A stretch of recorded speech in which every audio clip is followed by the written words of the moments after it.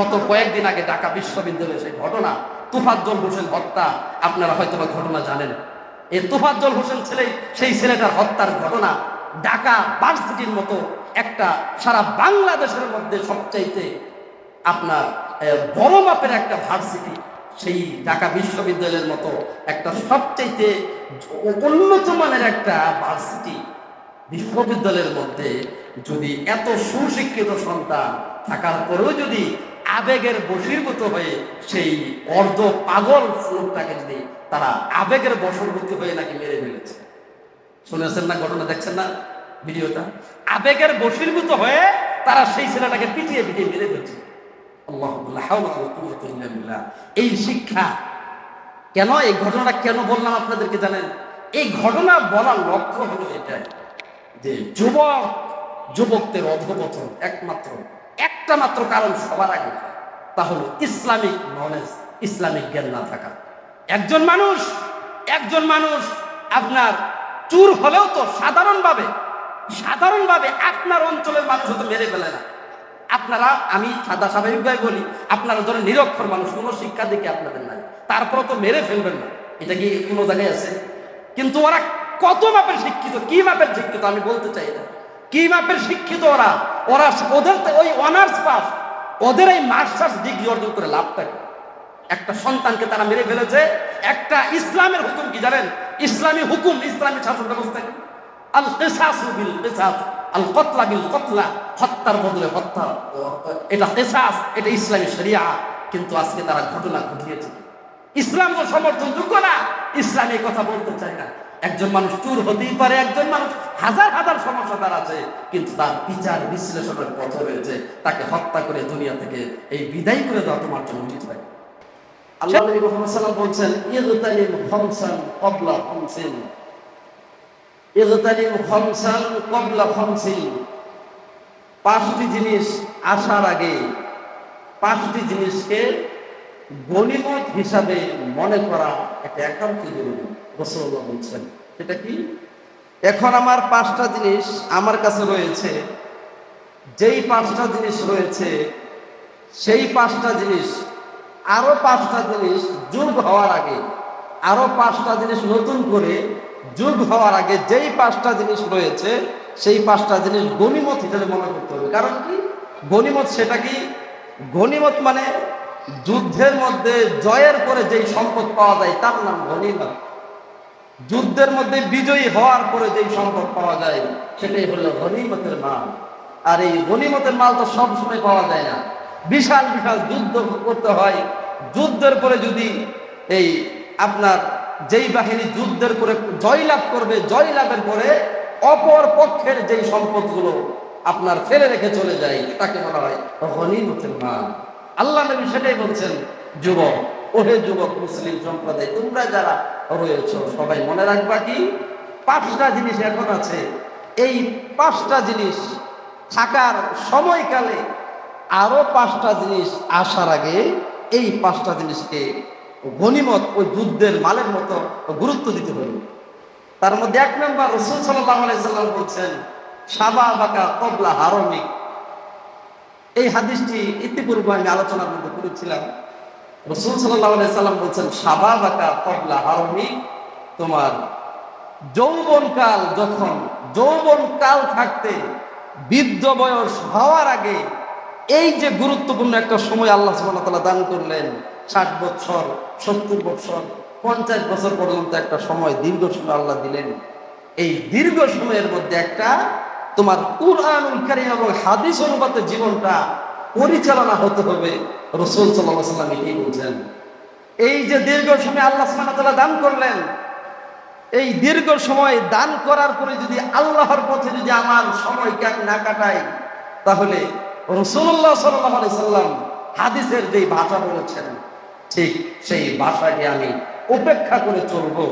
আর উপেক্ষা করার পরিণাম সেই কিয়ামতের মাঠে খুবই ভয়ঙ্কর, খুবই ভয়াবহ হবে, সেটাই প্রমাণ বহন করে। সম্মানিত ভাই, যৌবনকালের মূল্য কি দিয়ে দিতে হয়? যৌবনকালের মূল্য দিতে হবে। যৌবনকালের মূল্য বোঝা যায় কিভাবে? যৌবনকালের দাম, যৌবনকাল মূল্যায়ন হয় কিভাবে? যতক্ষণ পর্যন্ত একটা ছেলে 12 থেকে 30 বছরের মধ্যে 12 থেকে 30 বছরের মধ্যে তার এই যে গুরুত্বপূর্ণ একটা সময়, এটাকে বলা হয় শাবাব। শাবাব একটা অপশন, একটা বয়সের অনেকগুলো স্তর রয়েছে, তার মধ্যে একটা স্তর হলো শাবাব, যাদেরকে বলা হয় যুবক সম্প্রদায়। রাসূল সাল্লাল্লাহু আলাইহি ওয়াসাল্লাম একটা হাদিসে পাওয়া যায়, সহিহ বুখারী কিতাবুন নিকাহ অধ্যায়, ইয়া মাশাআল শাবাব, ওহে যুবক সম্প্রদায়, তোমরা যারা রয়েছ, যাদের সামর্থ্য আছে, তারা পাপ কাজে জড়িত হওয়ার আগে বিয়ে শাদী করে নাও। পাপ কাজে জড়িত হওয়ার আগে বিয়ে শাদী করে নাও। অনুরূপ হাদিস রাসূল সাল্লাল্লাহু আলাইহি ওয়াসাল্লাম এখানে বলছেন, যুবক 12 থেকে 15 থেকে 30 বছর 35 বছর পর্যন্ত তাদেরকে শাবাব বলে ঘোষণা দেওয়া হয়েছে। এই বয়সটা কাজে কিভাবে লাগানো দরকার? প্রত্যেক দিন প্রতিনিয়ত 5 ওয়াক্ত সালাতের মাধ্যমে যৌবনকালের হেফাজত করা হয়। যৌবনকালের হেফাজত হবে কি? যৌবনকালের মূল্য কিভাবে বোঝা যাবে? যৌবনকালের মূল্য বোঝা যাবে প্রত্যেক দিন প্রতিনিয়ত কমপক্ষে 1 পৃষ্ঠা পর্যন্ত কোরআন তেলাওয়াত নিজেকে সঁপে দিতে হবে আল্লাহর জন্য। যৌবনকালের মূল্য তো সেভাবে বোঝা যায়, যতক্ষণ পর্যন্ত আমি আমার এই মূল্যবান জীবন আল্লাহ সুবহানাহু ওয়া তাআলা আমাকে দান করেছেন, এই মূল্যবান জীবনের শুকরিয়া আমি আল্লাহ সুবহানাহু ওয়া তাআলার জন্য করব প্রত্যেক ইবাদতের ক্ষেত্রে। সুবহানাল্লাহ। সম্মানিত ভাই, এই যৌবনের মূল্যায়ন বোঝা যায় ঠিক সেইভাবে আমার আমি হয়তোবা বিভিন্ন লাইনে লেখাপড়া করি, অনার্স মাস্টার্স বিভিন্ন লাইনে হয়তোবা আমার জীবনে লেখাপড়া, কিন্তু এই লেখাপড়ার ফাঁকে ফাঁকে আমার ওই লেখাপড়া নিয়ে আমি ব্যস্ত।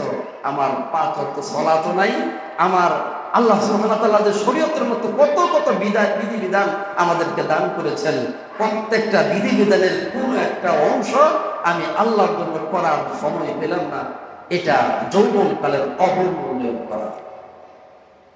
সম্মানিত ভাই, সেই জন্য রাসূল সাল্লাল্লাহু আলাইহি ওয়াসাল্লাম বলছেন, 1 নাম্বার শাবাবাকা ক্বাবলা হারামিক, যৌবনকাল থাকতে, এই যৌবনকাল তোমার রয়েছে বৃদ্ধ হয়ে যাওয়ার আগে, কারণ বৃদ্ধ হয়ে গেলে তো আমার কাজ যৌবনকালে যেটা করা সম্ভব, বৃদ্ধ হয়ে গেলে কিন্তু সেটা করা সম্ভব না। রাসূল সাল্লাল্লাহু আলাইহি সাল্লাম এই কথাই বোঝাতে চেয়েছেন। এই আয়াত, এই হাদিসের প্রেক্ষিতে আল্লাহ সুবহানাহু ওয়া তাআলা কোরআনুল কারীমে একটা আয়াত নাযিল করেছেন। কিয়ামতের দিন আল্লাহ বলবেন যে আওয়ালাম নুআম্মিরকুম মা ইয়াতাযাক্কারু ফী মান তাযাক্কার ওয়া জাআকুম নাযীর।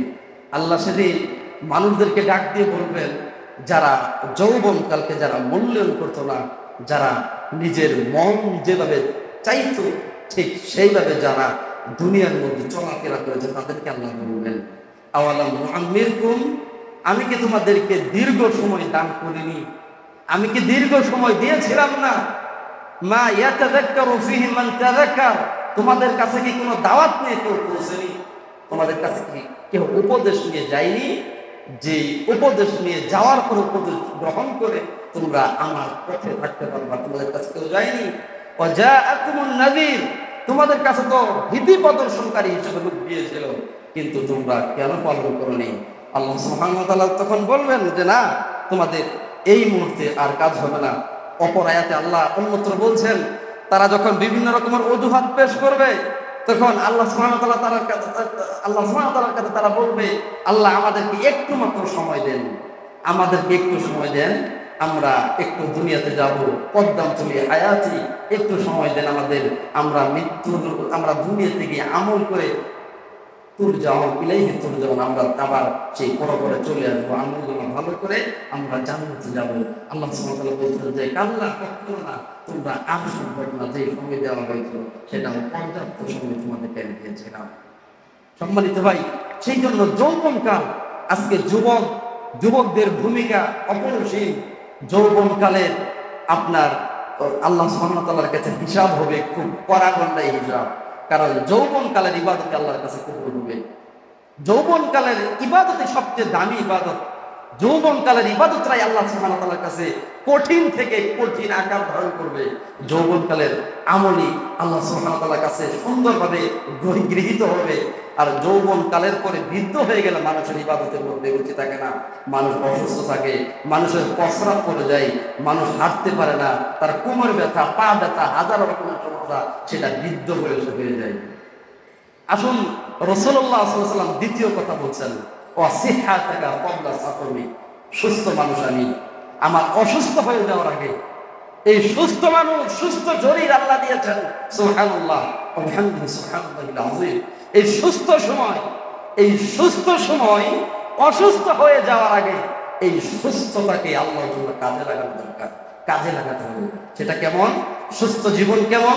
আজকে যারা বিছানার বেডে যারা শুয়ে আছে, হসপিটালের বিছানাতে যারা শুয়ে আছে, তারা জানে অসুস্থতা কি জিনিস। আল্লাহ সুবহানাহু ওয়া তাআলা আমাদেরকে সুস্থ রেখেছেন।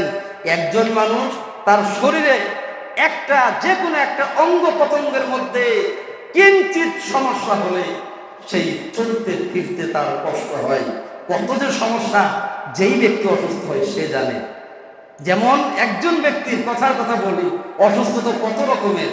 একজন ব্যক্তির নাকের মধ্যে প্রবলেম, অর্থাৎ হঠাৎ করে ঠান্ডা লেগে যায়, হঠাৎ করে ঠান্ডা লেগে যায়। হঠাৎ করে ঠান্ডা লাগা এটা ইবাদতের মধ্যে কত ব্যাঘাত ঘটায় কি দিয়ে বোঝাবো? হঠাৎ করে ঠান্ডা লাগা, যেমন আমার কথা বলি, হঠাৎ করে ঠান্ডা লাগলে আপনার সিজদার মধ্যে আপনার অপেক্ষা করা এবং কি তাসবিহ ও তাহলিল পড়া, সেটা যে কত কষ্টকর কি দিয়ে বোঝাবো আপনাকে।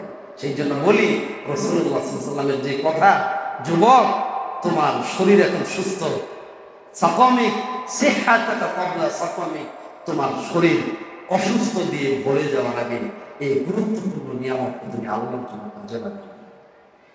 3 নম্বর, বিশ্বনবী মুহাম্মদুর রাসূলুল্লাহ বলছেন, ও গিনাকা ক্বাবলা ফারাগিক, তুমি তোমার এখন অর্থ সম্পদ দিয়ে 2 হাত আল্লাহ ভরে দিয়েছেন।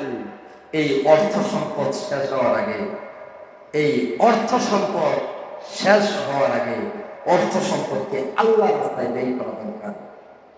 4 নম্বর, বিশ্বনবী বলছেন, ও ফারাগা ক্বাবলা শুরুরি, তোমার এখন অবসর সময়ের অভাব নেই। এখন রাস্তাঘাটে বসে থাকেন, এখন দোকানপাটে বসে আড্ডা দিয়ে গল্প করে মানুষের হাজারো বদনাম করি।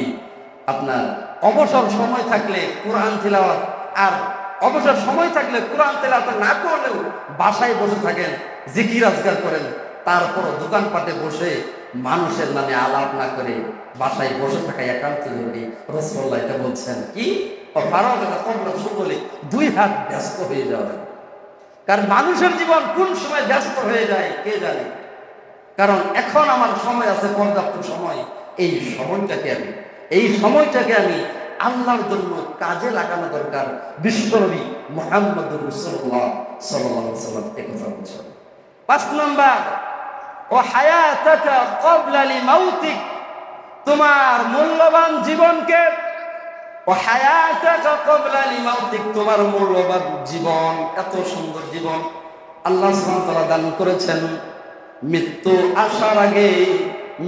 আসার আগে এই গুরুত্বপূর্ণ জীবনকে তুমি আল্লাহর জন্য কাজে লাগাও। মৃত্যুবরণ করার আগে, অর্থাৎ মৃত্যুবরণ করার আগে আমার এত সুন্দর জীবন আল্লাহ দান করেছেন। সুবহানাল্লাহ আলহামদুলিল্লাহ সুবহানাল্লাহিল আযীম। আল্লাহর কাছে শুকরিয়া করি। ঠিক ওই কারণে, ঠিক ওই সমস্ত কারণে মহান রব্বিল ইজ্জাত আল্লাহ সুবহানাহু ওয়া তাআলা শুকরিয়া করুন। কেননা যেই মালিক আপনার ছোট বয়স থেকে এখনো পর্যন্ত ইসলামের উপরে রেখেছেন, সেই জন্য সুবহানাল্লাহ আলহামদুলিল্লাহ আল্লাহু আকবার। সম্মানিত ভাই, এই যে 5টা পয়েন্ট, যৌবনকাল, এই যে 5টা জিনিস রাসূলুল্লাহ একটা প্যাকেজ দিয়ে দিয়েছেন একটা মানুষের জন্য, একটা মানব জাতির জন্য, একটা ইনসান, একটা মুসলিম জীবনের জন্য একটা পরিপূর্ণ একটা জীবন বিধানের মতো এই জিনিসটা। এই হাদিসটা যদি কেউ ফলো করে, এই হাদিসটা ফলো করলে ব্যক্তির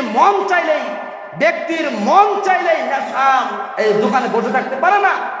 এই হাদিসটা কেউ ফলো করলে ব্যক্তির জীবনে যত রকমের খারাপতা আছে সমস্ত খারাপতা ছেড়ে দিয়ে আল্লাহর পথে অবশ্যই অটল থাকার জন্য বিশাল বড় একটা হাদিস, গুরুত্বপূর্ণ একটা অপশন, গুরুত্বপূর্ণ একটা কথা।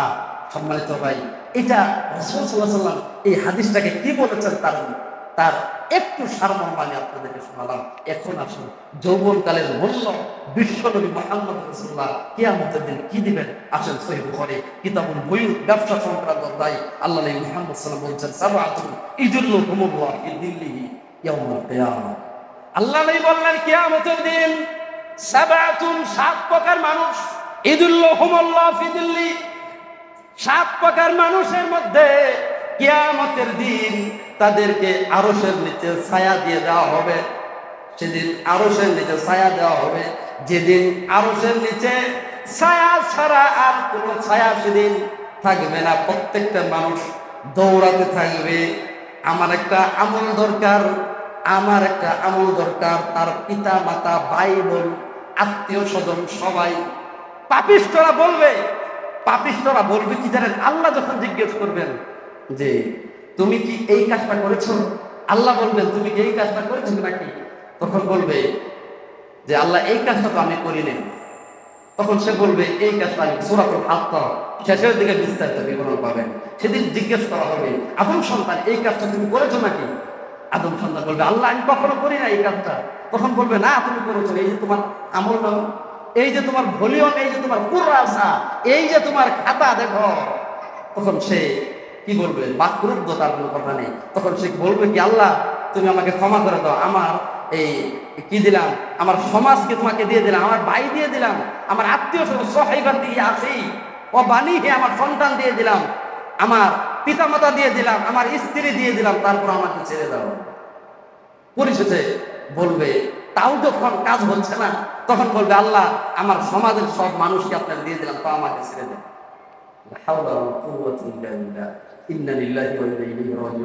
সম্মানিত মুসলিম দর্শক শ্রোতা, আজকে এই কথা আল্লাহ সুবহানাহু ওয়া তাআলা এটা বলছেন।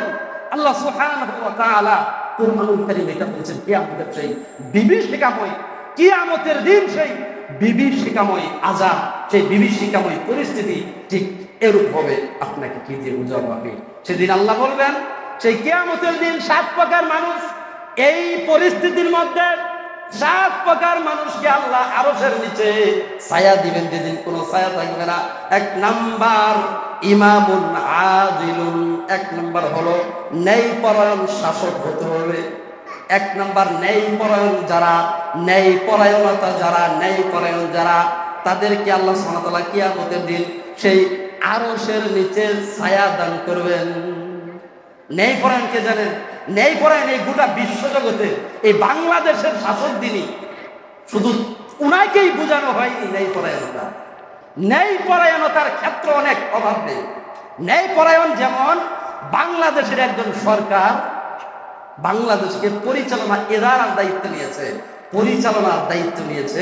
আলহামদুলিল্লাহ, এই বাংলাদেশ সুন্দরভাবে পরিচালনা যদি কোনো ব্যক্তি, কোনো সরকার, কোনো শাসক যদি করে থাকে, অবশ্যই সে আরশের নিচে ছায়া পাবে না? বলেন পাবে না? অবশ্যই পাবে আরশের নিচে ছায়া। কিন্তু এটা ছাড়াও এর অর্থ অনেক, এটা ছাড়াও এর অর্থ অনেক।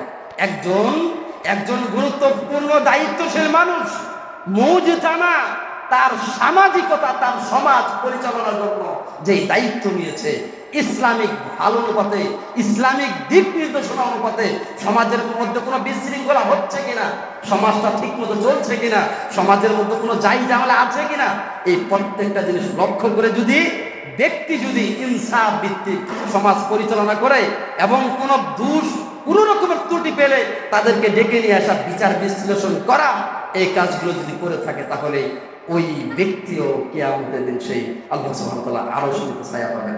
সুবহানাল্লাহ। শুধু কি এতটুকু? শুধু এতটুকুই না, আরো আছে ভাই, আরো আছে।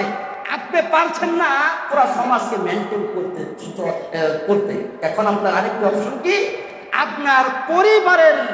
আপনার পরিবারের ইদারা, পরিবারের দায়িত্ব আপনার কথায় আপনার পরিবার চলছে কিনা, আপনার কথায় আপনার পরিবার চলে কিনা, আপনার কথা মতো চলে কিনা, সন্তানরা শুনে কিনা কথাবার্তা, বিভিন্ন রকমের ভাবে আপনার রাসূল সাল্লাল্লাহু আলাইহি ওয়াসাল্লাম পর্যায়ক্রমে নিয়ে এসেছেন। কেননা আল্লাহ নবী মুহাম্মদ রাসূলুল্লাহ সাল্লাল্লাহু আলাইহি ওয়াসাল্লামের আরেকটি হাদিস, কুল্লুকুম রাঈন ওয়া কুল্লুকুম মাসউলুন আন রাইয়াতিহি, বিশ্বনবী বলেছেন প্রত্যেক মানুষ তোমরা দায়িত্বশীল। ও মানুষ তোমরা শোনো, কুল্লুকুম রাঈন, তোমরা প্রত্যেক মানুষ হলো দায়িত্বশীল এবং তোমাদের প্রত্যেকের দায়িত্ব সচেতনতা সম্পর্কে কিয়ামতের দিন আল্লাহ সুবহানাহু ওয়া তাআলা জিজ্ঞাসাবাদ করবেন।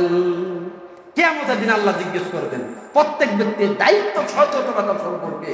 সেই জন্য আপনার পরিবারের দায়িত্ব যদি আপনি মেনটেন করতে পারেন, অবশ্যই কিয়ামতের দিন আল্লাহ সুবহানাহু ওয়া তাআলা আপনাকে আরশের নিচে ছায়া দিবে, যেদিন আর ছায়া থাকবে না। সম্মানিত ভাই, যেদিন আর ছায়া থাকবে না সেদিন আল্লাহ ছায়া দিবেন আপনাকে। এর চাইতে চমৎকার, এর চাইতে উত্তম কথা আর কি হতে পারে? আল্লাহ নবী বলছেন, তুমি তোমার পরিবারের দায়িত্ব বুঝে নাও, তোমাকে কিয়ামতের দিন সেই আরশের নিচে ছায়া দিব, যেদিন কোনো ছায়া থাকবে না। সুবহানাল্লাহ। সম্মানিত ভাই, আসুন রাসূল সাল্লাল্লাহু আলাইহি সাল্লাম আর কি বলছেন। আল্লাহ নবী সাল্লাল্লাহু আলাইহি সাল্লাম দ্বিতীয় বলছেন, শাবুন নাশা ফি ইবাদাতিল্লাহ, ওই ব্যক্তি আরশের নিচে ছায়া পাবে যেই ব্যক্তি শাবুন নাশা, যার জীবন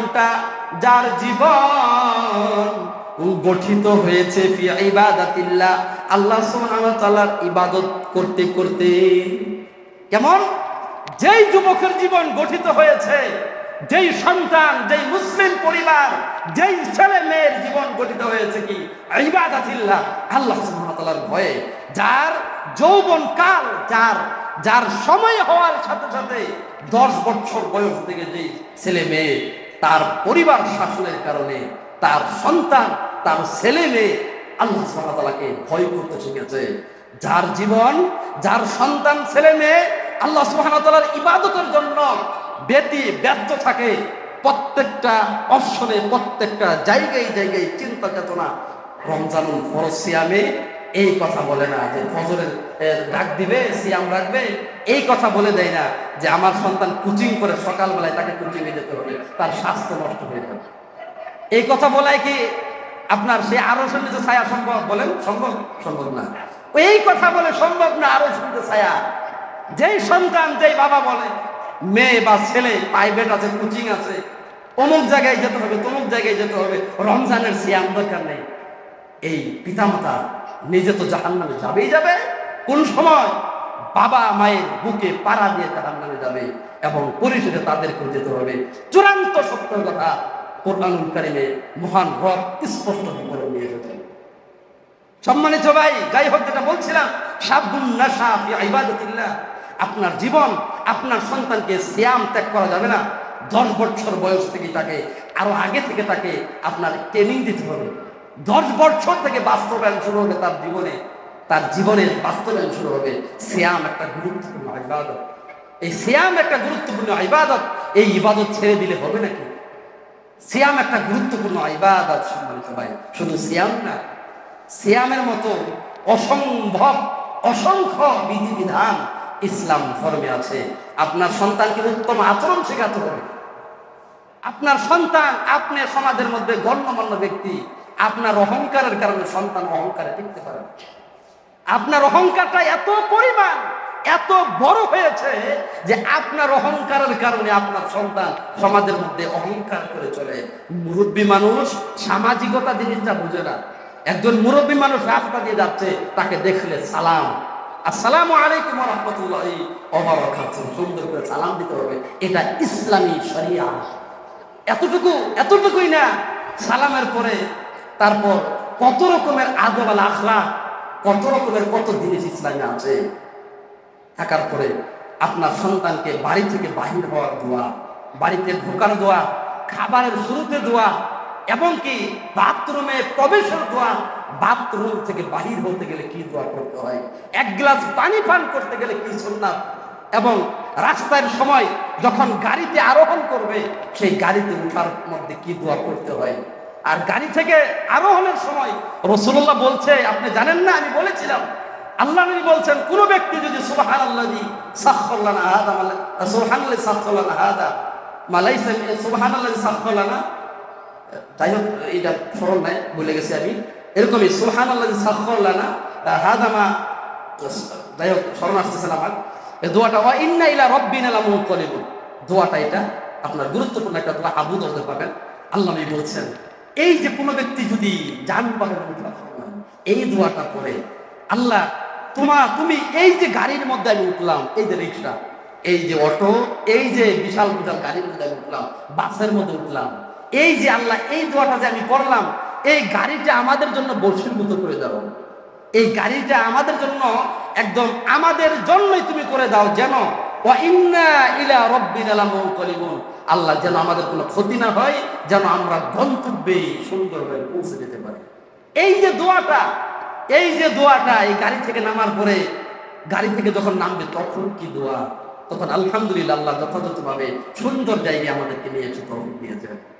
এই যে উপস্থাপনা, এই যে জায়গা ভেদে দোয়া, বিভিন্ন রকমের কত রকমের দোয়া, কত কত জায়গায় ইসলামী শরীয়তের বিধান, এই কাজগুলো যখন করবে তখন আপনার সন্তান ইসলামের উপরে গড়ে উঠবে। সুবহানাল্লাহ, সুবহানাল্লাহ বললেন না? এই তো গুরুত্বপূর্ণ, এগুলো তো কিসা বললাম না, গুরুত্বপূর্ণ অপশন দেখিয়ে দিলাম আপনাকে। এগুলো হলো শরীয়তের বিভিন্ন বিধিবিধান। এগুলো যদি আপনার সন্তান তার ইবাদতি জীবনে, তার দৈনন্দিন জীবনে গ্রহণ করে নেই, ইনশাআল্লাহ আমি বলতে পারি আপনার সন্তান ইসলামিক জীবনযাপনে বড় হবে। আর ইসলামিক জীবনযাপনে বড় হলে কি হবে? ইসলামিক জীবনযাপনে বড় হলে কি হবে? ইসলামিক জীবনযাপনে বড় হলে লাভ কি? ইসলামিক জীবনযাপনে বড় হলে লাভ হলো সেই আরশে আজিমের নিচে ছায়া প্রধান, এবং কি শুধু আপনি না, আপনার সন্তান এবং আপনার সন্তানের প্রতি গার্ড দেওয়ার কারণে, সন্তানের প্রতি সুন্দর দিক নির্দেশনা দেওয়ার কারণে পিতা মাতার সহ সে আরো সঙ্গে আল্লাহ ছায়া দেয়। যাই হোক, দ্বিতীয় প্রকার সাদুল্লাহ ইবাদাতিল্লাহ, রাসূলুল্লাহ সাল্লাল্লাহু আলাইহি ওয়াসাল্লাম বলছেন যে উল্লেখযোগ্য তৃতীয় প্রকার লোক হলো রাজুলুন কলবুহু মুআল্লাকুন ফিল মাসাজিদ।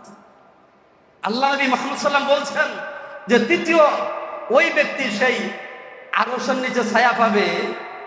বারান্দাতে যারা আছেন তারা একটু ভিতরে চেপে বসেন, যেহেতু আজকে বৃষ্টি, সব বাহিরে ভিজা আছে, একটু আপনারা চেপে বসেন, ভিতরে আসেন, একটু অন্যদেরকে বসার সুযোগ করে দেন।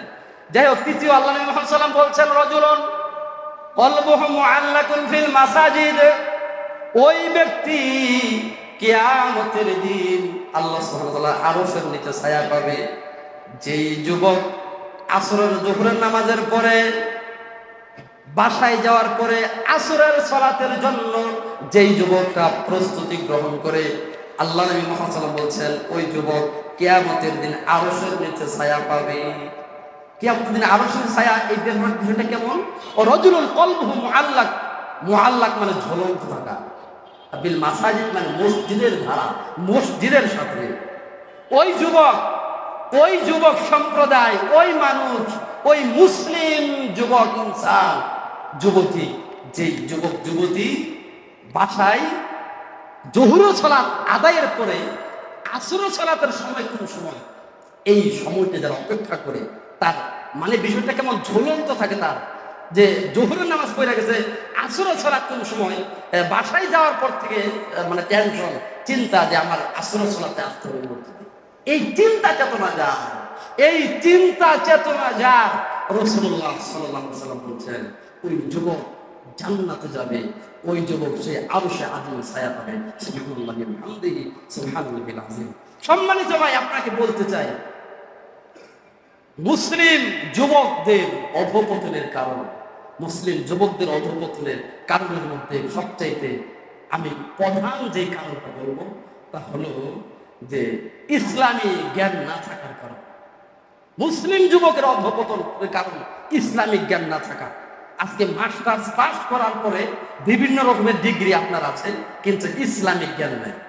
ইসলামিক জ্ঞান না থাকার কারণে আপনি আপনার দ্বারা সমাজের মধ্যে অসম্ভব সবচাইতে ঘৃণিত কাজটা হয়ে গেল। সেটা কি? একটা মাত্র উদাহরণ পেশ করে দিতে চাচ্ছি, একটা মাত্র দৃষ্টান্ত আপনাদের সামনে আমি বলতে চাচ্ছি। গত কয়েকদিন আগে ঢাকা বিশ্ববিদ্যালয়ের সেই ঘটনা, তোফাজ্জল হোসেন হত্যা, আপনারা হয়তো বা ঘটনা জানেন। এই তোফাজ্জল হোসেন সেই ছেলেটার হত্যার ঘটনা ঢাকা ভার্সিটির মতো একটা সারা বাংলাদেশের মধ্যে সবচাইতে আপনার বড় মাপের একটা ভার্সিটি, সেই ঢাকা বিশ্ববিদ্যালয়ের মতো একটা সবচাইতে উন্নত মানের একটা ভার্সিটি, বিশ্ববিদ্যালয়ের মধ্যে যদি এত সুশিক্ষিত সন্তান থাকার পরেও যদি আবেগের বশীভূত হয়ে সেই অর্ধ পাগল লোকটাকে যদি তারা আবেগের বশবর্তী হয়ে নাকি মেরে ফেলেছে। শুনেছেন না ঘটনা, দেখছেন না ভিডিওটা? আবেগের বশীভূত হয়ে তারা সেই ছেলেটাকে পিটিয়ে পিটিয়ে মেরে ফেলছে। আল্লাহুল হাওলা ওয়ালা কুওয়াতা ইল্লা বিল্লাহ। এই শিক্ষা কেন, এই ঘটনাটা কেন বললাম আপনাদেরকে জানেন?